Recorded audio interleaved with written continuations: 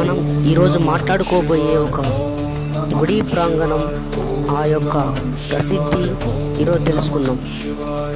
భారతదేశంలోనే మొట్టమొదటి శివాలయం. ఈ శివాలయానికి 2600 సంవత్సరాల చరిత్ర ఉంది. ఎత్తైన శివలింగం, ఆ శివలింగంలో క్రింది భాగంలో బ్రహ్మ, మధ్య భాగంలో విష్ణువు, పైన శివుడు మనకు దర్శనమిస్తారు. ఈ యొక్క మహాగోపురాలు అన్నిటినీ చోళ మహారాజులు 2-3వ దశాబ్ద కాల మధ్యంలో నిర్మించినట్లు మనకు చరిత్ర కనిపిస్తుంది. ఇక్కడ గుడి ప్రాంగణంలో మొట్టమొదటిగా మనకి సుబ్రహ్మణ్యేశ్వర స్వామి దర్శనమిస్తారు. ఆ తర్వాత అమ్మవారు మనకి దర్శనమిస్తారు. ఆ అమ్మవారు ఎటువంటి కోరికలు కోరినా తీరుస్తుందనే నమ్మకం ఇక్కడి ప్రజలది. అలాగే అమ్మవారి గుడి నుండి కొద్దిగా ముందుకు వెళ్తే మనకు సూర్య భగవానుడి మందిరం మనకి దర్శనమిస్తుంది.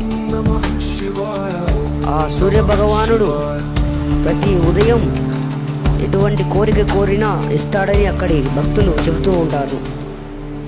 ఈ యొక్క గుడి ప్రాంగణం చోళ మహారాజులు నిర్మించారని చెప్తారు. కానీ ఇక్కడున్న శివలింగం ఎప్పుడు ఏర్పడినది, ఎటువంటి పదార్థంతో ఏర్పడినది అనేది మాత్రం ఎవ్వరూ కూడా ఇంతవరకు తెలుసుకోలేకపోయారు.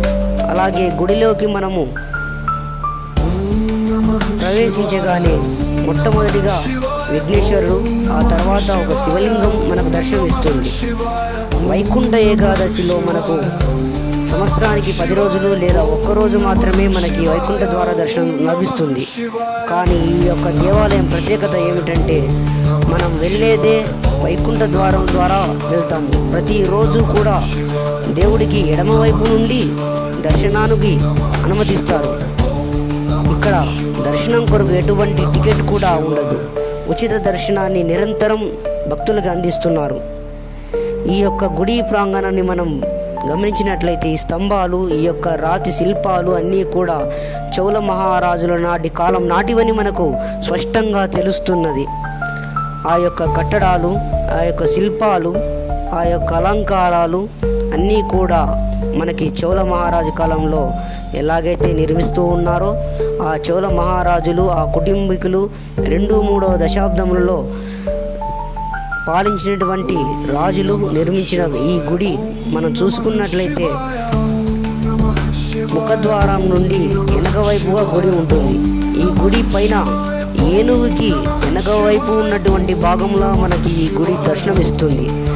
ఈ గుడిలో 7 రాతి శిలా ఫలకాలు మనకి దర్శనమిస్తాయి. ఆ యొక్క భాష, వాటి యొక్క అనువాదాన్ని మనకు ఇప్పటి భారతదేశ ప్రభుత్వం ఒక తెలుగు, హిందీ, ఇంగ్లీష్ భాషల్లో కూడా మనకు అందిస్తుంది. విశాలమైనటువంటి గుడి ప్రాంగణం, అందమైన ఆకాశం, చెట్లు, అటువంటి ఈ గుడి ఎక్కడో ఉందో మనకు తెలుసా? తిరుపతికి సరిగ్గా 15 కిలోమీటర్ల దూరంలో, అంటే తిరుపతి హైవేకి 10 కిలోమీటర్ల నుండి 15 కిలోమీటర్ల దాదాపు ఉంటుంది. అక్కడ నుండి వెళ్తే మనకి